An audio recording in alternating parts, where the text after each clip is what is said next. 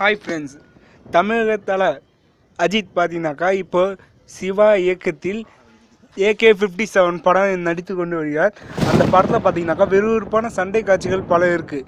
அதுலேயும் பார்த்தீங்கன்னாக்கா பைக் காட்சிகள் பல இருக்குது. அந்த பைக் காட்சிகளில் பெரும்பாலும் பார்த்தீங்கன்னாக்கா தலை அஜித் தான் நடிப்பார்.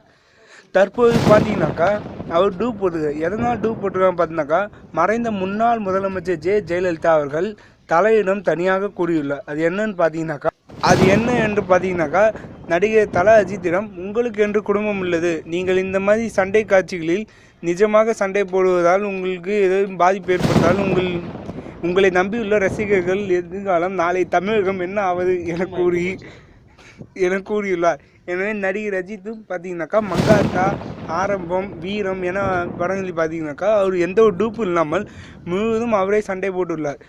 ஆனால் அண்ணா மறைந்த பிறகு இனிமேல் அம்மாவின் வார்த்தையை காப்போம் என இந்த AK-57 படத்தில் டூப் காட்சிகளை கொண்டு சண்டைகளை இயக்கியுள்ளனர். ஓகே ஃப்ரெண்ட்ஸ், இந்த வீடியோ உங்களுக்கு பிடிச்சிருந்தா Drop it.